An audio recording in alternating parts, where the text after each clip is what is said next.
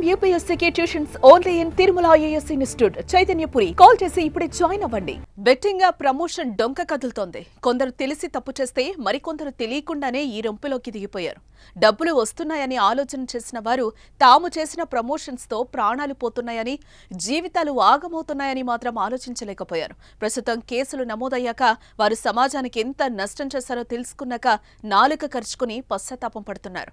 ఇలా betting app promotions చేసి case ఎదుర్కొన్న హీరోయిన్ అనన్య నాగళ్ల కూడా క్షమాపణలు వేడుకుంటోంది. తెలియక తప్పు చేశానని క్షమించాలని కోరుతోంది.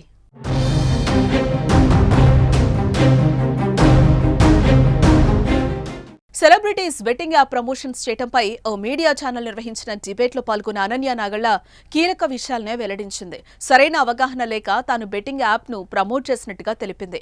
దానివల్ల ఇంత నష్టం జరుగుతుందని ఆ సమయంలో ఆలోచించలేదని వివరించిన ఆమె ఒక వీడియో స్టోరీ షేర్ చేసినందుకు తనకు 1,20,000 రూపాయలు ఇచ్చారని తెలిపింది. అంతేకాదు తన ప్రమోషన్ వల్ల నష్టపోయిన వారికి నేను తిరిగి డబ్బులు రిటర్న్ చేసినట్టు అనన్య చెప్పుకొచ్చారు. బెట్టింగ్ యాప్ వల్ల నష్టం జరుగుతుందని తెలిసాక బెట్టింగ్ యాప్స్ ను ప్రమోట్ చేయడం మానేసినట్టుగా ఆమె స్పష్టం చేసింది.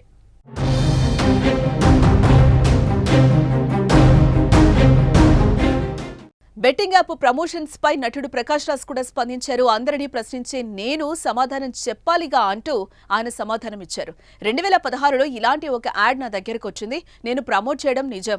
ఆ తర్వాత కొన్ని నెలల్లోనే అది తప్పు అని అర్థమైంది. వాళ్ళు మళ్లీ నన్ను 2017లో సంప్రదించారు. దానికి నేను ఇది తప్పు, అప్పుడు నేను తెలియక చేశాను అని చెప్పాను. 2017 నుంచి నేను బెట్టింగ్ యాప్లను ప్రమోట్ చెయ్యలేదు. 2021లో ఆ కంపెనీని వేరొకరు తీసుకున్న తర్వాత అప్పట్లో నేను చేసిన ప్రమోషన్ సోషల్ మీడియాలో ప్రసారం చేస్తే దానిపై నేను అభ్యంతరం తెలిపాను. ఇప్పుడు అది మళ్లీ లీక్ అయింది.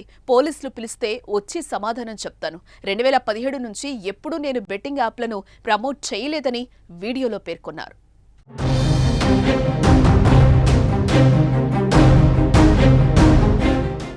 ఆన్లైన్ బెట్టింగ్, గ్యాంబ్లింగ్, క్యాసినో యాప్ల ప్రచారానికి సంబంధించి సినీ నటులు విజయ్ దేవరకొండ, రానా దగ్గుబాటి, మంచు లక్ష్మి, నిధి అగర్వాల్, ప్రణీత, అనన్య నాగళ్ల సహా 25 మంది సినీ, టీవీ ప్రముఖులపై మియాపూర్ పోలీస్ స్టేషన్లో కేసు నమోదైంది. కేసు నమోదు కావడంతో వ్యవహారం ముదిరింది.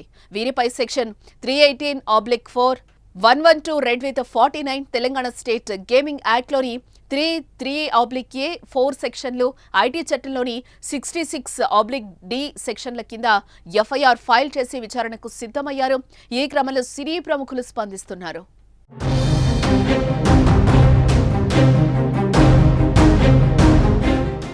బెట్టింగ్ యాప్స్ ప్రమోషన్ వ్యవహారంలో సినీ ప్రముఖుల పేర్లు రావడంపై Telugu film chamber of commerce స్పందించింది. సినిమా వారైనా మరెవరైనా చట్టానికి, న్యాయానికి కట్టుబడి ఉండాలి.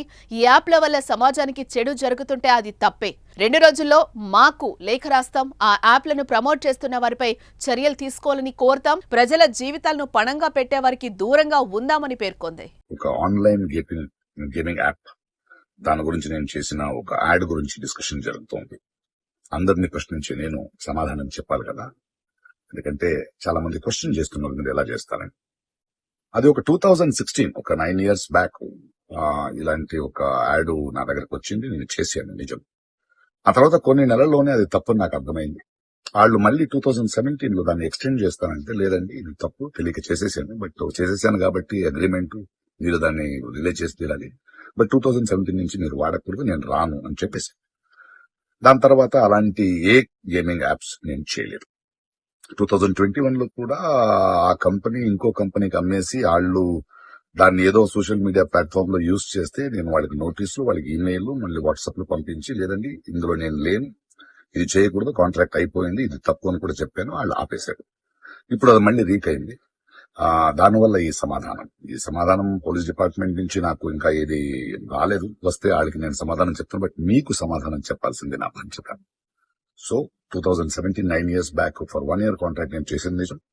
అది తెలిసిన తర్వాత దాన్ని ఆపింది నిజం. ఆ తర్వాత నేను చేయలేదు అనేది కూడా నిజం.